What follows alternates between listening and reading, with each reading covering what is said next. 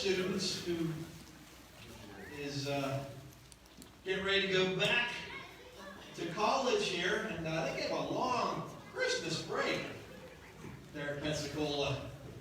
And but Gideon, my boy, he's went into his second year?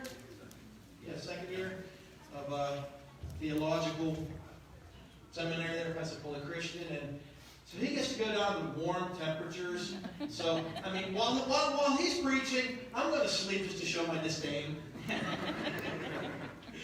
So, but you know what? Pray for Gideon as he's just preparing himself. And, you know, his professors have kind of given the spoken, unspoken request that the theological students, when they're back home for breaks, that they try to do everything they can to get up here and preach. And you know, just give God's word and share their heart with what God's doing, you know, through them and with them. So, so keep Gideon in your prayers as he's just, you know, in this season of his life. He has been an absolute blessing to his parents and many other people, and I just appreciate you so much.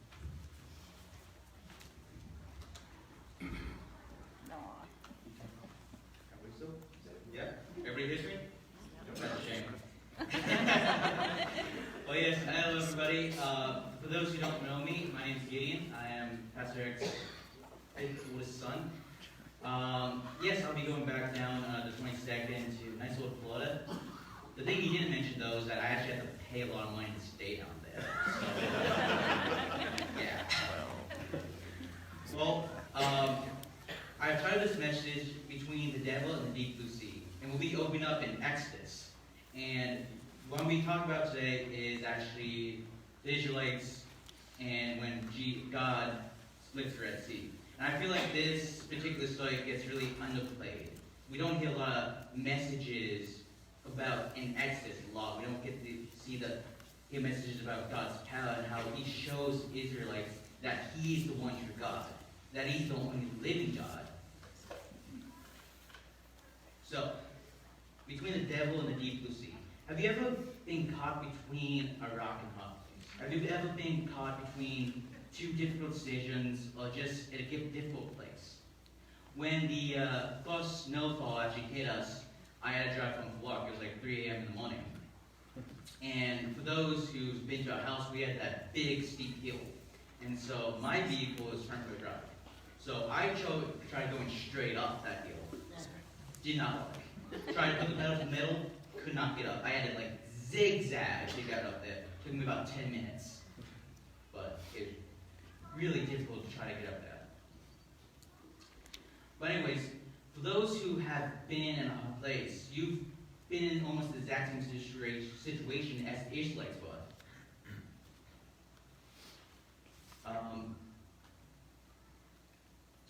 So a little bit about Israelites in this particular story. They're actually escaping Pharaoh and the Egyptians to freedom. They've just been freed. They're going, and God leads them to the Red Sea. As we know, again, the Israelites were slaves. They called out to God, and God called them Christ and sent Moses to lead them to freedom. But when Moses confronted Pharaoh and demanded Israel to be released, Pharaoh refused them, so God sent 10 plagues. We know this story. We've heard it through Sunday school. We've heard it. It's one of the biggest stories that we hear about.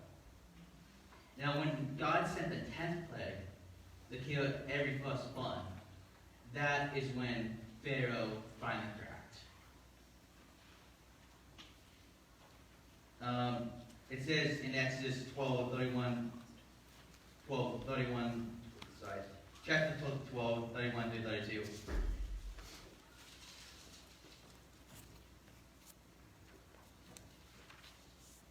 And he called for Moses and Aaron by night and said, "Rise up and get you forth from among my people, both ye and the children of Israel, and go, serve the Lord as you have said. Also take your flocks and your herds, as ye have said, be gone, and bless me also." And so the Israelites, they're cheering, they're finally free. They get to go away from Egypt. They get away from almost 400 years of slavery. 400 years of slavery. I cannot imagine how happy they would have been. And so the Israelites, they left Egypt, heading towards the promised land. But after the departure, Pharaoh, he changes his mind. He says to his officers in Exodus 14:5 through 7, and it was told the king of Egypt that the people fled, and the heart of Pharaoh and his servants was turned against the people. And they said, why have they done this? That we have let Israel go from serving us. And he made ready his chariot, and took his people with him. And he took 600 chosen chariots, and all the chariots of Egypt, and captains of every one of them.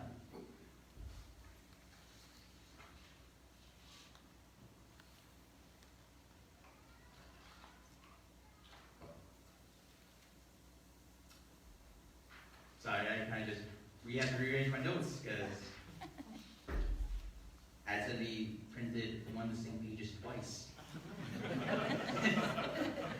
So I'm kind of lost right now. See, this is what you don't do. This is what they taught us not to do in seminary. It's a book of deja vu. Yes, exactly. Okay, yeah. So, you would think when they were freed and they're coming with chariots, I've always thought about this in my life whenever I heard the story. See, there's a kind of like the discussion between how many Israelites there were that were freed. We like to say there was maybe about 1.5 million. We like to say because in Exodus, in Joshua actually, it is Exodus. I've learned this in seminary. They taught us that there's about 6,300 something fighting men when they went into the Promised Land. And we like to think, well, if that was the men that were able-bodied to fight, we got to account for people who were probably old, women, children. So we like to say about 1.5 million. Anyways, you would think that all these fighting people would be able to hold off these chariots, because there's only 600 of them. But one thing you have to realize is that during that time, Egypt was one of the major powers. And a chariot in that time was today's tank. They were fast. They were deadly. And also, Israelites were just freed slaves. They have not seen a battle at all. They were not prepared. They had very little to fight with.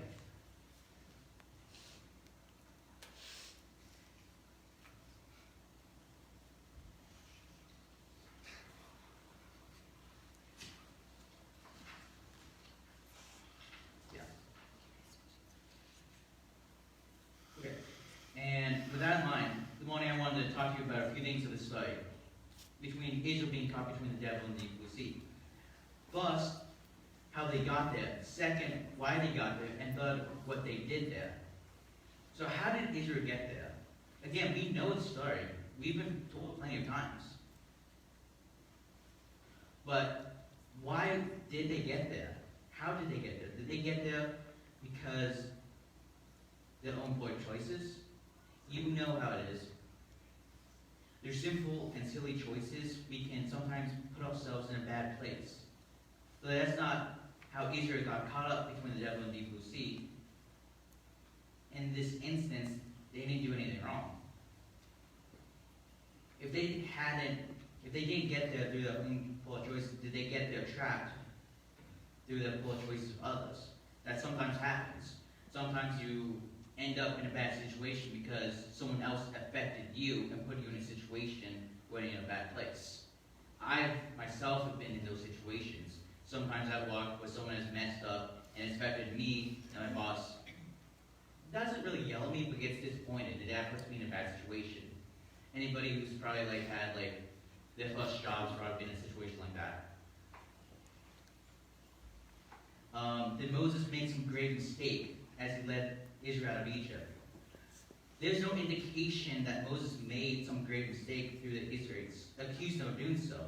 In Exodus 14, 11 through 12, we see, and they said unto Moses, because there are no graves in Egypt, hast thou taken us away to die in the wilderness? What hast thou dealt with us to carry us forth out of Egypt? Is it not this blood that we did tell the in Egypt, saying, let alone that we may serve the Egyptians? But it had been better for us to serve Egyptians than should we die in the wilderness. No, the Israelites weren't trapped through any error of Moses' part. If they weren't trapped because of their own poor choices, and the poor choices of Moses, then perhaps they were trapped by Pharaoh and his decision to persecute them. There's an element of truth to this. Pharaoh was responsible for all the bad choices he had made prior to this bad choice. And those bad choices made and heard of him to make a good choice at this point in time. However, if the Israelites weren't trapped between the devil and the deep blue sea solely because Pharaoh chose to pursue them. Rather, in Exodus 14:4, and God this is him, and I will harden Pharaoh's heart, that he shall follow after them, and I will be honored upon Pharaoh, and upon all that is host, and Egyptians may know that I am Lord, and they did so.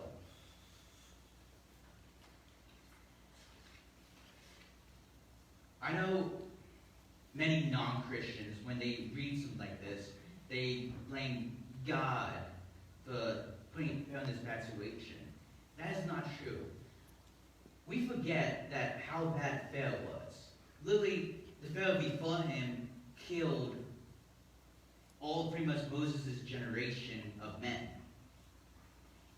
And over 400 years of that, the Pharaoh at that time enslaved them. Pharaoh was a dictator of a superpower who thought himself as a god among men. And let me tell you, choices have consequences. Pharaoh made his choice, and God honored that consequence. He was in a very wrong place because he thought himself as a higher being than God. He worshipped little gods, dead gods. And God saw fit to punish him. And honestly, the Egyptians, I feel like, they probably got a very merciful punishment, considered all things. Because God, he can give out way worse punishments than just the 10 plagues and him wiping out Pharaoh's army.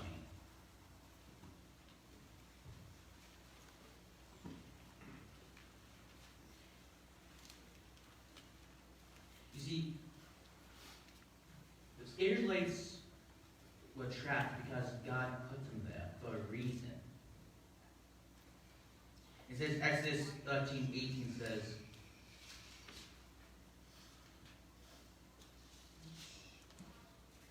but God led people about throughout the way of the wilderness, of the Red Sea, and the children of Israel went up to harness out the land of Egypt.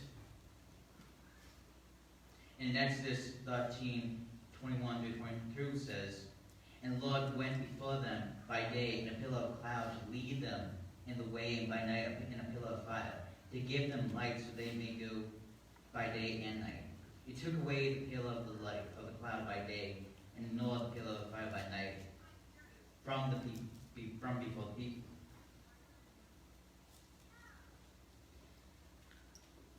Clearly, God was involved.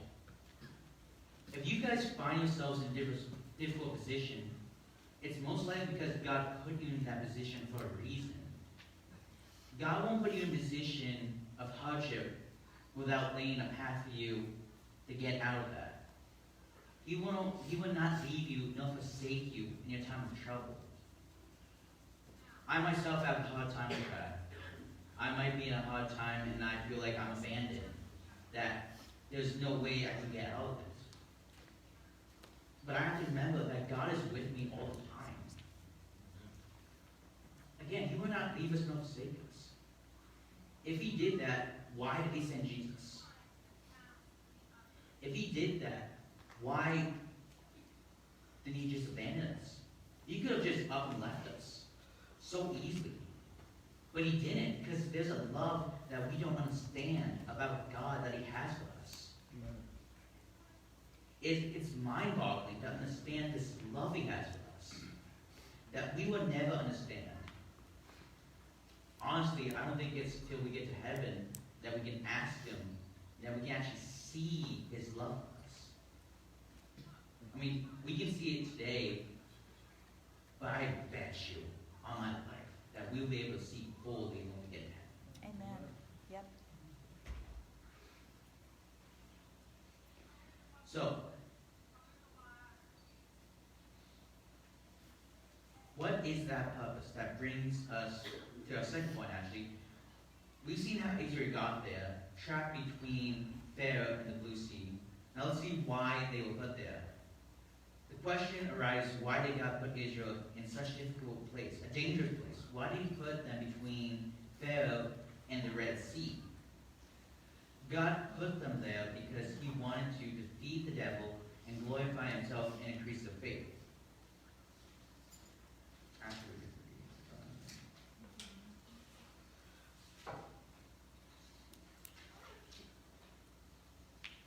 See, this is why you color print your paper, so you know which notes go first. Because then you get all jumbled up because you make the same pages. And now you have to split them up.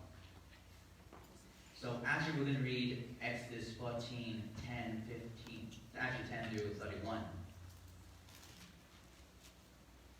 And when Pharaoh drew nigh, the children of Israel lifted up their eyes, and behold, the Egyptians marched after them, and they were sore afraid.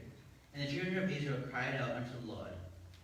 And they said unto Moses, because there are no graves in Egypt, hast thou taken us away to die in the wilderness? Wherefore hast thou dealt thus with us to carry us forth out of Egypt? Is not this the word that we did tell thee in Egypt, saying, let us alone, that we may serve the Egyptians? For it had been better for us to serve the Egyptians than we should in the wilderness. And Moses said unto the people, fear ye not, stand still, and see the salvation of the Lord, which he will show to you to that day, today. For the Egyptians whom ye have seen today, ye shall see them again no more forever. The Lord shall fight for you, and ye shall hold your peace. I'm going to stop right there. The Lord will fight for you. Amen. He fights for you every single day. You don't see the spiritual battle that goes on in your life.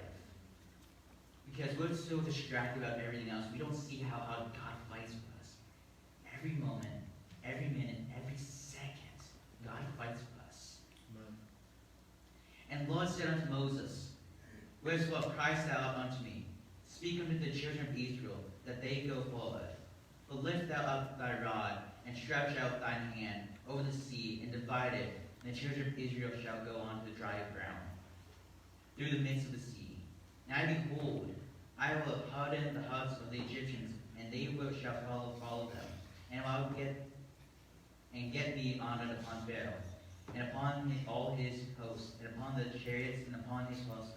And the Egyptians shall know that I am the Lord, when I have gotten me honored upon Pharaoh, upon his chariots, and upon his horsemen. And the angel of God, which went out before the camp of Israel, removed and went behind them. And the pillar of cloud went up before their faces, and stood behind them. And it came between the camp of the Egyptian and the camp of Israel. And a cloud of darkness to them, but it gave light by night to these, so that the one in the camp came not near the others all the night. So we have the Egyptians right here, Israel right here, and we have God defending his chosen people. As in today, we have the devil right there, you have you right here, and God is right here in the middle, defending you, fighting for you. The devil's trying to come to you, and God says, no, not one step further. You're not coming to my children. That is the spiritual battle that's going on in our lives, that we don't see. We don't see our King fighting for us. How many times in history have we seen kings fight for the people, one against the enemy? In history, we have kings that have people fight for them. We have kings for their own greed that they tell their people, go and fight and also die for me because this guy insulted me. Because I want that little piece of land, and I'm going to sacrifice how many of you to actually get that, a little extra piece of land, because I want that land. God is not an even king. He's the King of Kings, the Lord of Lords. Amen. He is above all the petty squabbles and kings of history. Because unlike any other king in history, he will fight for you. And he has died for you. And he has risen up. And he still fights the good fight.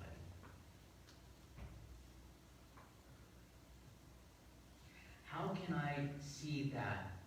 How can I hear that my king is fighting for me, and that doesn't make me excited?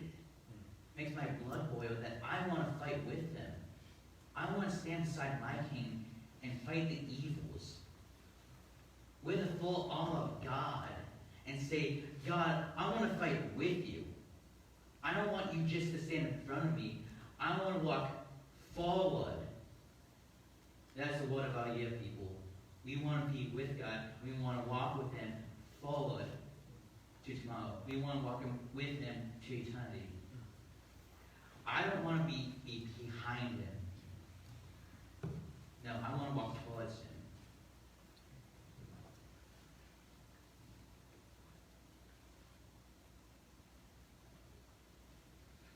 So we continue on the crossing of the Red Sea in chapter verse 21. And Moses stretched out his hand over the sea, and blood caused the sea to go back by a strong east wind all night, and made the sea dry land, and the waters were divided. And the children of Israel went into the midst of the sea upon the dry ground, and the waters were a wall unto them, and their right hand and their left. And the Egyptians pursued and went after them in the midst of the sea, even all Pharaoh's horses and chariots and his horsemen. And it came to pass that in the morning watch the Lord looked upon the host of Egyptians throughout the pillar of fire and of the cloud, and troubled the host of Egyptians. And he looked out into the chariot wheels that they drave through them heavily, so that the Egyptians said, Let us flee from the face of Israel, for the Lord fighteth for them against the Egyptians. And the Lord said unto Moses, Stretch out thine hand over the sea, that the waters may come again upon the Egyptians, upon their chariots, and upon their horsemen. And Moses stretched out forth his hand over the sea, and the sea returned to his strength. When the morning appeared, and the Egyptians fled against it, and the Lord overthrew them, Egyptians in the midst of the sea. And the waters returned and covered the chariots, the horsemen, and all the host of Pharaoh, that it came into the sea after them, and remained not so much as one of them. For the children of Israel walked upon the dry land in the midst of the sea, and the waters were a wall unto them, and at their right hand and their left. Thus the Lord saved Israel that day, out of the hands of the Egyptians. Israel saw the Egyptians dead upon the sea shore. And Israel saw that the great work which the Lord did upon the Egyptians, and people feared the Lord, and believed in the Lord, and served Moses. That's powerful. We see here the work of God. A miracle happened. See, God led his people to this big sea. And the Egyptians came and they were ready to kill. They were ready for a massacre. The Israelites were in a hard place. But God said, do not worry, because I will make a path for you. Because I won't put you in a position where I won't get you out. How many of you have seen Lord of the Rings? Sure, yes. There's the first movie is called Fellowship of the Ring. There's a scene where the wizard Gandalf, he takes his rod and he says to this, I think it was like a bulldog, something, it was some sort of demon, and he says, "You shall not pass." Well, in this instance, Moses took up his rod, and I like to think of this as, you shall pass. God said, you shall pass. It literally says that they split the sea, and it became dry land. Have you ever seen, I've done this, there was a little creek once around our house after the rain, and I tried to build a little dam because I was a kid and that was fun. And I did so, but the ground in between them was all mushy. It was mud. God made it so that when they walked across the Red Sea, there would be dry ground. That they would have an easier time to get away. When God makes a way out for you, He makes it so it's easy for you to get out, but hard for your enemies to follow.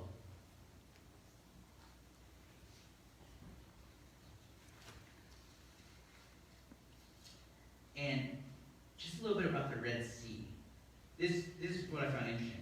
The Red Sea's surface area is about 170 foot square miles, being roughly 1,200 miles long, and at its widest point, 190 miles.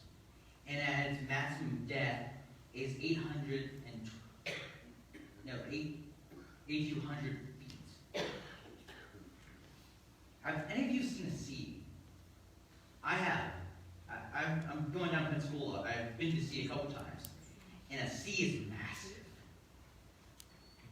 When I see Pensacola Sea again, and I've seen it a couple times, I'm just amazed of how God can do this. He literally split the sea. If I was an Israelite in that time, I'd be like, I believe in God. I've seen the plagues, I've seen this, no doubt. I have no doubt. You are with us, I have no doubt. Of course, the Israelites still doubt, but that's another story, another lesson told.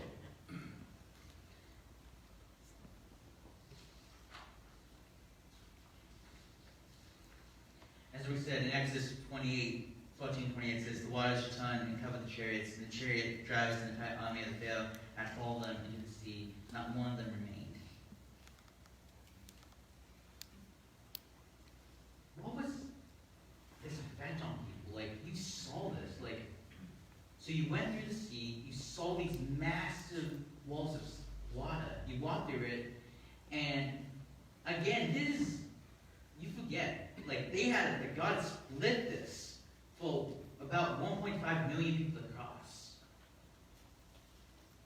And then you see this army coming through, and you're still scared, and God says, don't worry about that. And like a book, it kind of just closes up, and it's done with. Their enemies are defeated. And this brings one of my final points. We've seen the Israelites get stuck between two hard places. They were put there by God. We've seen why the Israelites got stuck between Pharaoh and the sea. Now let's examine what the Israelites did when they were stuck between the devil and the deep sea. The first thing they did in Exodus 14:10, they cried out. It says right here, and when Pharaoh drew nigh, the children of the Israelites lifted up their eyes, and behold, the Egyptians marched on after them. And they were so afraid. And the children of Israel cried out unto the Lord.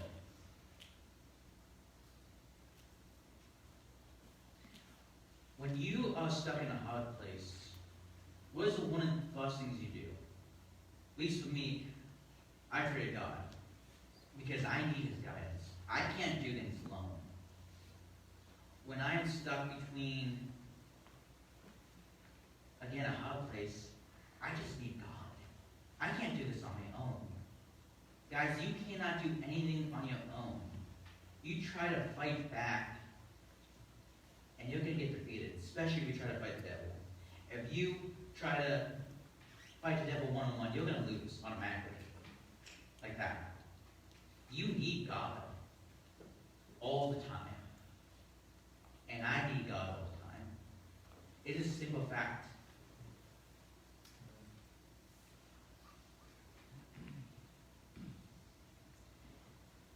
We need to pray to God daily. Because all fights are daily. Again, I've said a lot. There's a spiritual warfare going on every moment, every day. There's no rest for the devil, because he doesn't get tired, because he enjoys us suffering. He enjoys us when we're in a hard place. He enjoys it when we are defeated. What he doesn't enjoy is when we ask God for help, because the devil can't defeat God, and he knows it. That's why he goes after people who don't believe in God or have doubt in God. Because when you have doubt, and the devil attacks you, you're going to have doubt. You'll be like, why is God doing this to me? See, when we are in trouble, we get mad at God. We don't get mad at the devil. We don't get mad at anything else. We get mad at God because he put us in this situation. I've done that. Well, I've gotten mad at God. Well, I've blamed God when really I should blame myself. When I should be blaming Satan. I can't blame God for anything, because he's already doing so much for me. Why should I keep asking God for more and more and more when he's already given me so much? God, he's given me everything I needed. I don't need more stuff than what I think I need. God has given me everything. He's given me a father. He's given me a mother. He's given me a family. He's given me this church to just love on. Why would I need anything more? I don't. I have friends. I have family. I have a good job. I'm alive. I can breathe. I can worship God freely. Why, every single day of my life, do I keep asking for more when I have everything I need? But unlike us, we forget that, me personally, I'm not in a hard place right now, especially where the Israelites were. When the Israelites, in this, because they were in a very hard place. I can see why they were afraid. They were definitely afraid because they thought they were getting slaughtered. But what I don't get is that they've seen the miracles that God has given them. They've seen how God has punished the Egyptians, yet they're still afraid. And they complain. And again, when people are in a hard place, they start blaming things. They blame Moses for leading them into a death trap. When Moses didn't lead them, God led them.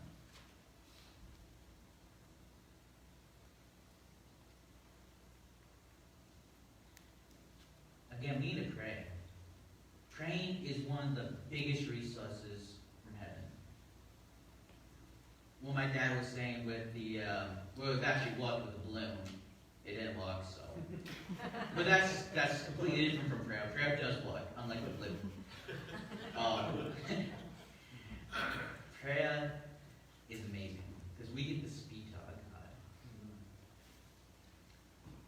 We totally take that for granted. Totally take that for granted.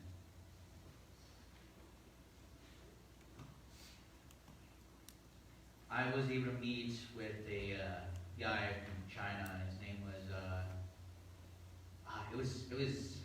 it was something I totally forget. It's not the name. It's just I can't sound out the name because it's like Eshon or something like that. Really amazing guy, totally on fire with the blood. And he was from China. I was like, so is this different? How's this different? And he just went on a huge rant about how different this place is, how America is different from China. Because China, you can't worship freely. You gotta be underground. You gotta hide your faith. You gotta hide or else you get in trouble.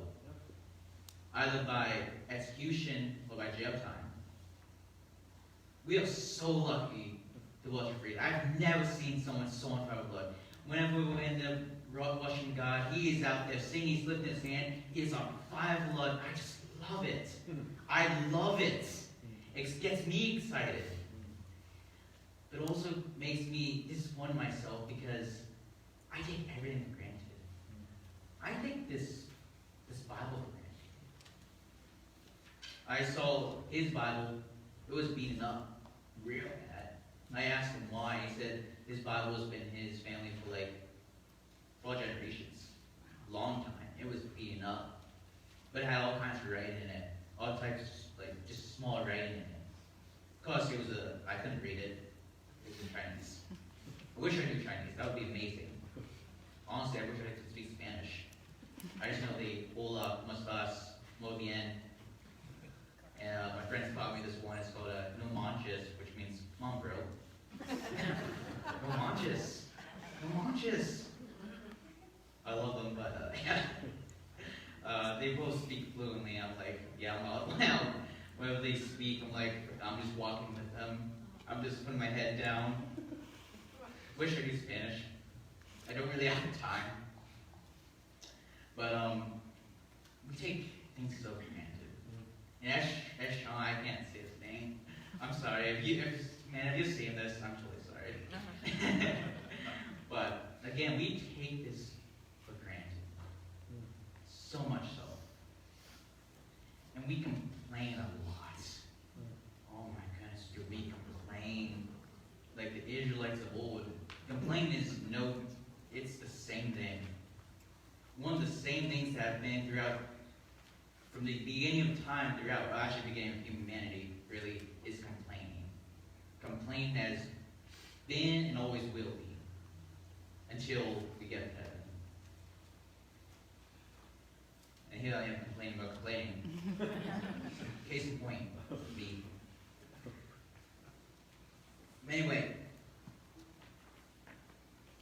Israel's complaining, but they shouldn't be. They've seen miracles happen. And really, when they call upon the name of the Lord, when you call upon the name of the Lord, He will answer you, just in prayer. Jeremiah 33 says, "Call unto me, and I will answer thee.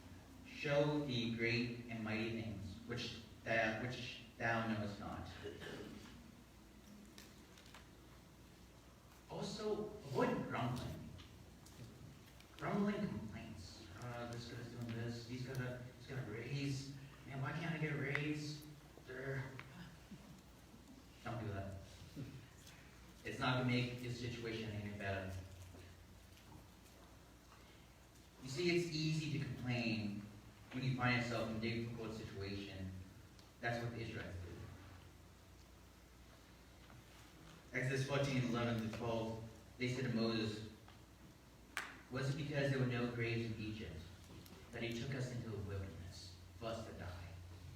That's a huge complaint.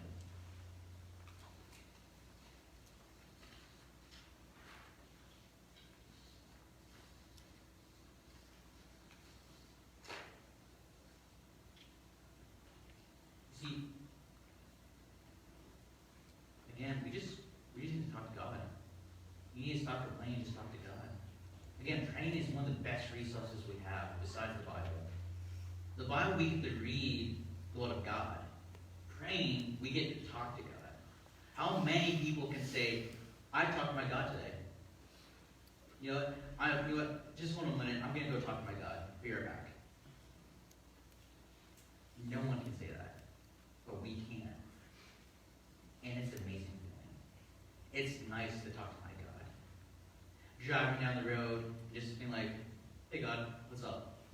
Well, obviously you, but you know. But just being able to talk to Him is just an amazing feeling. God put up with Israel's grumbling. In this particular instance, what drew Tyler over time, and even judged them for it. Numerous occasions He judged them for their complaint. Numbers 11:1 says, "When the people have complained in the hearing of the Lord about their misfortunes, the Lord heard it, and His anger was kindled. Then the fire of the Lord burned against them." You don't want to play with fire. Don't play with God's anger. Don't. Just like fire, it burns. I've tried touching fire when I was a kid. It did burn. It got hot. Don't do it. It's a warning. The Bible gives a lot of warnings about angering God. You do not anger God. The moment you try to fight God, it's over. You just don't fight God. Why would you fight God? Why would you fight your Creator? Why would you fight your King? You should avoid grumbling and complaining. Instead, you should follow Paul's advice. In Philippians 2:14, actually, where he says, "Do all things without murmuring and arguing, so you may be blameless and innocent, children of God without blemish, in the midst of a crooked and preserved generation."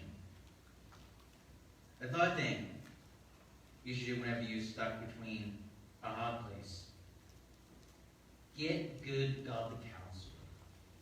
Good godly counsel. My dad gives awesome advice. I can give you advice, probably not going to be the best. I'm still kind of young, so I'm going to be 20 in March, almost 2 decades of life. I've learned almost nothing. But I've learned the most important thing: my salvation. In all my years of life, that's really the only thing I need. Well, actually, and a degree, so I can actually go out and get money and get food. But really, the most important thing is the Bible. That's the thing I'm learning right now. That's what I'm going to college for. And I'm so amazed I can learn this. I've learned so much. So much. I've read through these stories. I went through what was it? The General Epistles with my professor, Dr. Taylor. Amazing guy. It was a really hard class. I was actually surprised I got a really high grade in that. That's just me boasting. But still, amazing professor. I learned so much. So much. You can read the Bible without actually trying to learn it. You won't understand it. If you read the Bible, you're just going to read another book. But if you ever decide to learn the Bible, that's a totally different story. Proverbs 11:14 says, "Where no counsel is, the people fall. But in the multitude of counselors, there is safety." And Proverbs 15:22 says, "Without counsel, purposes are disappointed. But in the moment..." Oh wait, no, that's different. No, wait, no, it's different. Just Proverbs being Proverbs, giving good advice. But in the multitude of counselors, they are established. The fourth thing you need to know when you're in a hard place is move forward. Again, that is our word of the year. Move forward. Always go forward. Never go back. Never go back. Don't look back. Don't look back, or else you'll turn to souls. At least that's what I've heard. For those of you who get the joke. Again, move forward, guys. When God is behind you and beside you, He's with you always. But never go back. Always go forward. Always go forward towards Him.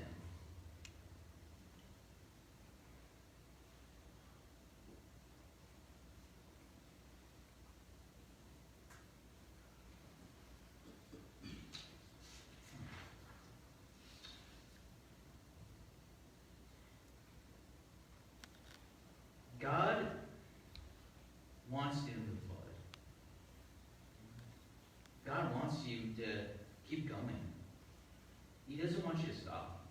I was running with my friend once. Yes, I do run. Surprised me. I used to be for quite a bit, and then I came back home and I ate my mom's cooking meals. I'm not blaming you, Mom. I'm not blaming you. I'm not blaming you. Nor am I complaining. That's not complaining.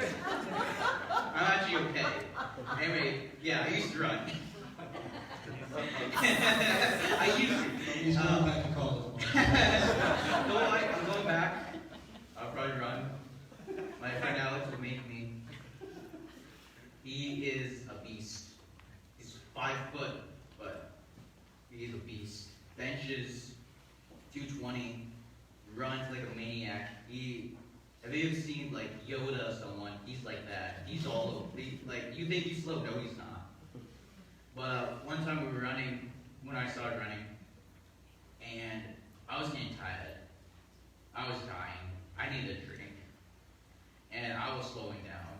And he ran like 2 laps in front of me. Like I was running. Well, okay, to be honest, I was actually jogging. I wasn't running. I can't lie to the pulpit. I was jogging. He was running. Got 2 laps around me. I was slowing down. And he says, "Gideon, don't quit. Don't quit. Keep going. It's easier to quit than it is to start back up again. Because the moment you quit, the moment you stop moving, it's harder to keep going. And I thank my friend Alex for that. But also I believe that his last name has to do something with it. His last name is Rambo. So like, Rambo. That, maybe it's based on last names that you actually don't fit. Maybe mine last name should have been Strong. That would be or Stamina. I should have had my last name Gideon Stamina. That would give me more stamina to actually do stuff. But again, to defeat the devil, to stop complaining, to stop being in a hard place, you gotta keep going forward. Walk hand in hand with God. But keep going forward. The moment you stop, God's not going to stop. He's going to keep holding your hand, and He's going to keep walking. You either stay in place and stop moving because life is too hard, life has got you down, or you keep going in His hand. You keep going with Him. Never stop. Never quit. Because the moment you do, the devil is going to have eyes on you. Because he never quits. So let's take a page out of his book and let's us never quit. Never stop. Walk forward by faith. Walk in God's will.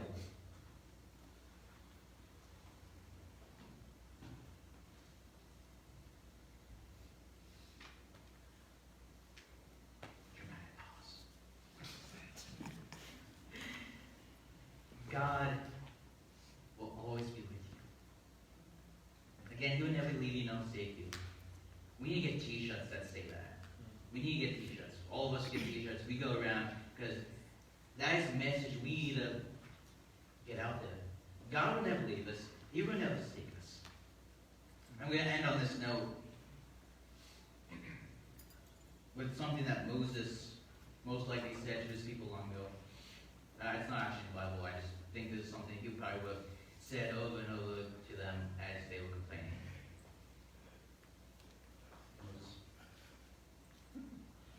That's what really Moses, this message was not inspired by you. Sorry. But it is good if you do take this from me. Do not be afraid. Stand firm.